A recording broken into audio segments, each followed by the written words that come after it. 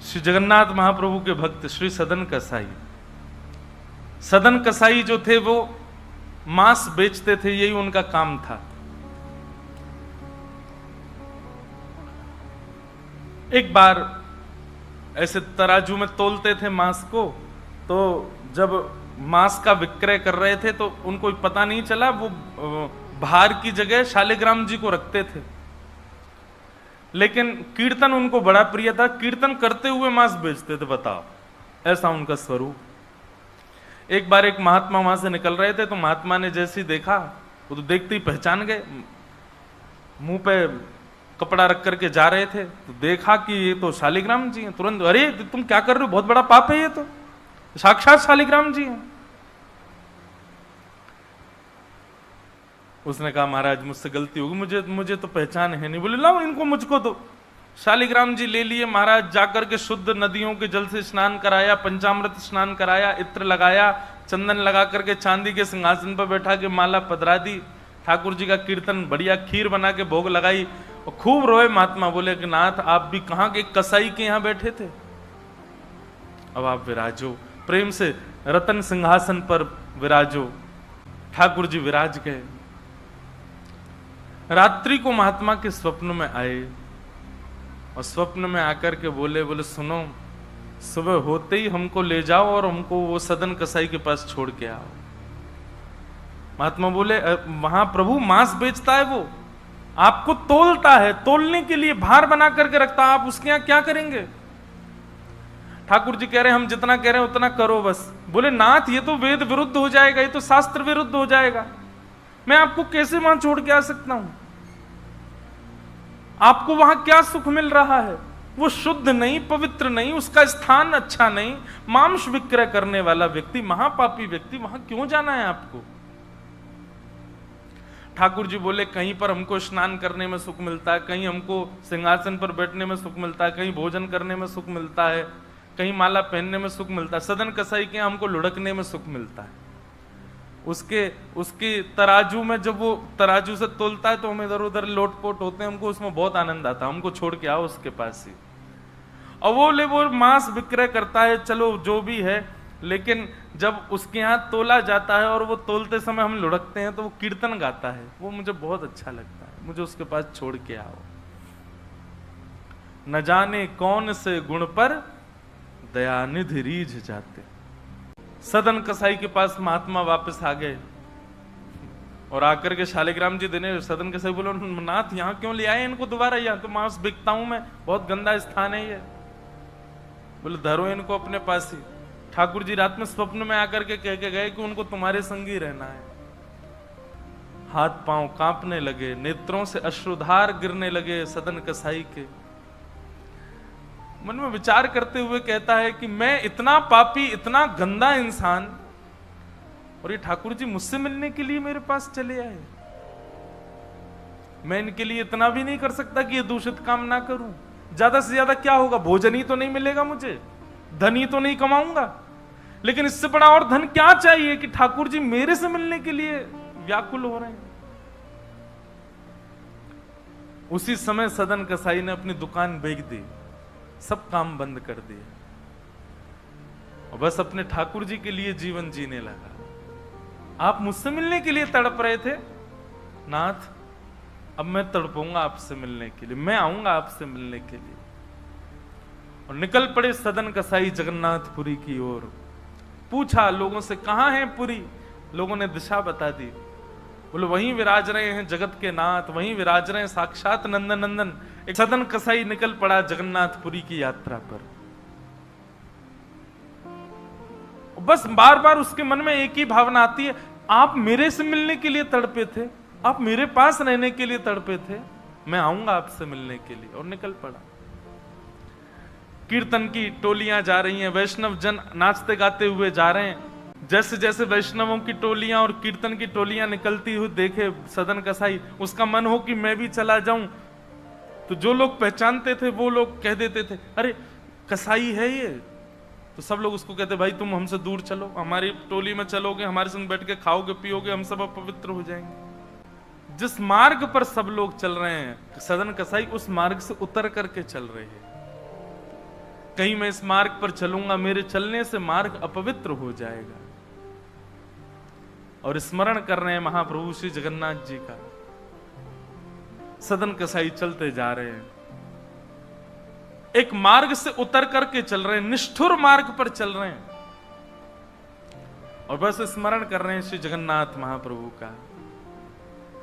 चलते चलते चलते एक नगर में पहुंचे, रात्रि का समय हो गया, शाम का समय हो गया, तो एक भवन बना था, घर बना था, उसी के बाहर ही सदन कसाई बैठ गए। सदन कसाई का रूप बहुत सुंदर था, नेत्र, उनके केश, उनके मुख की आकृति, उनकी भुजाएं बहुत सुंदर थे। भले ही कसाई थे पर सुंदर थे। तो जिस भवन के बाहर बैठे, वहां भवन की अंदर एक गृहिणी वो निकल करके बाहर आई, और उसने जैसे ही सदन कसाई को देखा, उसका मन आ गया उन्हीं के ऊपर। शाम का समय, सदन कसाई को लोभ देने लगी, और उसने इशारा करके कहा कि भीतर आ जाओ। तो सदन कसाई ने उसकी ओर देखा, और उनके मन में तो बस जगन्नाथ जी बैठे हैं, कोई ऐसा भाव तो दूषित था नहीं। उन्होंने इशारा कर दिया, कुछ इशारा किया, और उस इशारे को उस कन्या ने, उस महिला ने ऐसा समझा कि मानो ये कहना चाह रहे हैं कि तुम भीतर जाके पहले अपने पति का वध करो, तब मैं रहूंगा तुम्हारे साथ। विषय हावी हो गया उस माता के, भीतर जाके उसने अपने पति का वध कर दिया, मार दिया। और बाहर आकर के सदन कसाई से कहा, अब तो चलो, मैंने अपने पति को मार दिया, चलो मैं और तुम ब्याह कर लेते हैं। सदन कसाई बोला, देवी ये तेने कहा किया, मैंने तो नहीं कहा था कि तुम मारो। बोले, हो तुम झूठ बोलते हो, तुमने ही तो कहा था कि उसका वध कर दो तब रहूंगा। अब तुम्हारे पास एक ही रास्ता, या तो मेरे साथ रहो, नहीं तो मैं सबको बता दूंगी कि तुमने मेरे पति को मरवाया है। पर जिनके हृदय में श्री ठाकुर जी विराजमान हैं, उनको अन्य किसी के लोभ की इच्छा नहीं होती। उन्होंने कहा, ज्यादा से ज्यादा मार दोगी मुझको, और क्या बदनामी होगी, सब होगा, लेकिन मैं अपनी स्थिति से नहीं हट सकता। और उन्होंने अस्वीकार किया। हुआ वही, उसने हल्ला मचा करके सबको इकट्ठा कर दिया, मेरे पति को इसने मरवा दिया, और ये आदि आदि सब कर दिया। सदन कसाई को बंदी बना करके राजा के सामने प्रकट कर दिया, राजा के यहां उसको प्रस्तुत कर दिया, बंदी बना दिया। और बंदी बना करके कहा कि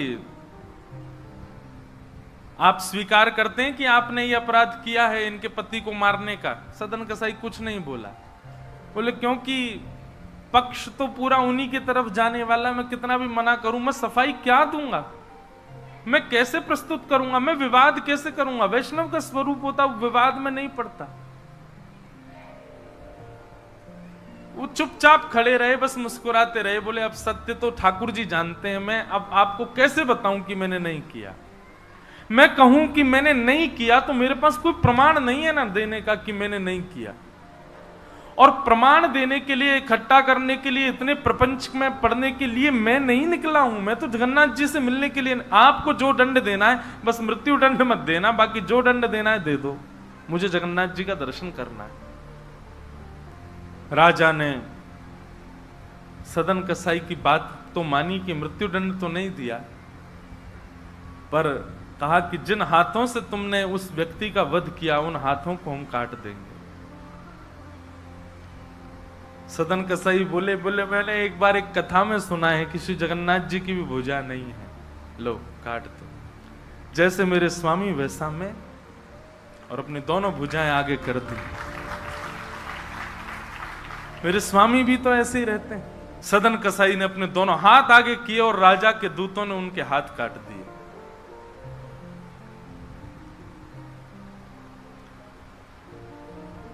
पीड़ा में नहीं है, प्रसन्नता में है।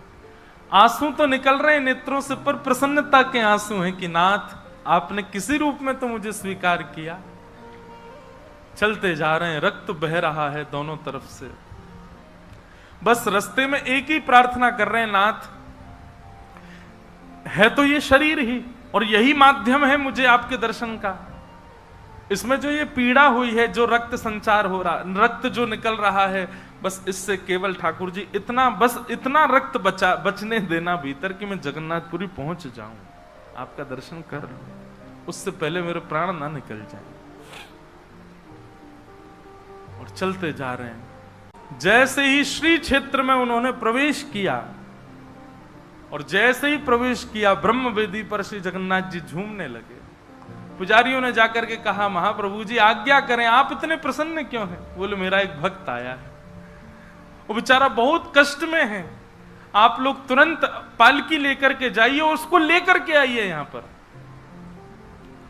पुजारी सब पालकी लेकर के दौड़े और पुरी में प्रवेश कर रहे वैष्णवों से पूछने, अरे भैया, महाप्रभु जी का कोई भक्त आया है क्या? महाप्रभु जी ने पालकी भेजी है उसको ले जाने के लिए। महाप्रभु जी आज बड़े प्रसन्न हैं, उनका कोई परम वैष्णव भक्त आया है। तो सदन कसाई ने जैसे ये बात सुनी कि पुजारी हल्ला कर रहे हैं, कोई बहुत बड़ा भक्त आया है, महाप्रभु जी ने उसके लिए पालकी भेजी, तो सदन कसाई इतने खुश हो गए, बोले आज ठाकुर जी के दर्शन तो होंगे, उनके एक प्रिय भक्त के भी दर्शन हो जाएंगे, कितना मेरा सौभाग्य होगा। और रही बात, मैं तो बहुत बड़ा पापी हूं, मैं तो रास्ता भर यही सोचता आ रहा था कि मैंने इतना पाप किया, इतना मांस बेचा है जानवरों का, महाप्रभु जी पता नहीं मुझसे नाराज होंगे, पर आज लगता है कोई परम वैष्णव भक्त आया तो महाप्रभु जी का मूड बढ़िया होगा, आज प्रसन्न होंगे। तो प्रसन्न मुद्रा में ठाकुर जी बैठे होंगे, तब मैं दर्शन करूंगा तो मेरे सारे अपराधों को क्षमा कर देंगे। वहां तो भीड़ लग गई पालकी के पास में, बोले हम हैं परम भक्त, और वो सदन कसाई दूर ही खड़े हैं।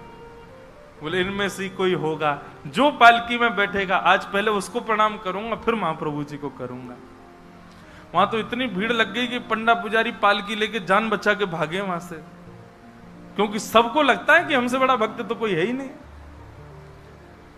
पालकी खाली लौट करके आ गई। महाप्रभु जगन्नाथ जी बोले, तुम खाली आ गए, लेके नहीं आए उनको? बोले, भगवान आपके एक दो भक्त तो है नहीं, वहां तो हजारों भक्त, एक पालकी उसमें कितनों को बैठा के हैं, सब चढ़ने लगे। बोले, हम हैं भक्त, हम हैं भक्त, आप कोई संकेत बताओ, आपके भक्त का कोई लक्षण। श्री जगन्नाथ प्रभु के नेत्रों सजल हो गए। बोले, मेरी तरह उसके भी हाथ नहीं है, जो आया है वही है मेरा भक्त, उसको लेके आओ। पुजारी पालकी लेकर के दोबारा गए। पुजारियों ने जाकर के जब उनकी स्थिति को देखा, कोई अपने नेत्रों के आंसुओं को रोक नहीं पाया। बार बार महाप्रभु जगन्नाथ जी को प्रणाम करें, कितने दयालु हैं नाथ, कितने कृपालु हैं आप। सदन कसाई को जाकर के पुजारियों ने उठाया, बोले चलो महाप्रभु जी ने तुम्हारे लिए पालकी भेजी। सदन कसाई बोले, आपको कोई गलत सूचना मिल गई, मैं नहीं हूं वो भक्त जो इसमें। बोले, नहीं तुम ही हो, ठाकुर जी ने आज्ञा करके भेजा है। सदन कसाई बोले, अगर मैं पालकी में बैठा तो मेरे अभी प्राण निकल जाएंगे, आप सबसे प्रार्थना है मेरी, मैं महाप्रभु जी की आज्ञा स्वीकार करता हूं, मैं आपके संग चल दूंगा, लेकिन पालकी में नहीं बैठ सकता। चलने लगे, बस इसी बात से प्रसन्न है कि महाप्रभु जी ने मुझे स्वीकार तो किया। और जैसे ही सिंह द्वार पर पहुंचे और दंडवत करते ही जैसे ही श्री पतित पावन भगवान, सिंह द्वार पर ही श्री पतित पावन भगवान है, बाहर ही उनका दर्शन हो जाता है। उनको देखा, देखते ही बोले, ये पतित पावन भगवान है, श्री जगन्नाथ जी के ही समरूप हैं, पहले इनका दर्शन करते हैं फिर जगन्नाथ जी का दर्शन होता है। जैसे ही दंडवत किया, अभी तक तो उनको ग्लानि नहीं थी कि मेरे हाथ नहीं है, पर अब दंडवत करते समय उनको तनिक एक ग्लानि सी हुई, काश मेरे हाथ होते तो मैं भी ऐसे दंडवत करता, दोनों भुजाएं आगे कर लेता। और इस भाव से जैसे जो शेष भुजा थे थोड़े से, उनको आगे करके रुदन करने लगे सदन कसाई। इतने में ही उनके भुजा निकल करके आ गई और ठाकुर जी ने भुजा प्रदान करके उनके दंडवत को स्वीकार किया। श्री जगन्नाथ महाप्रभु की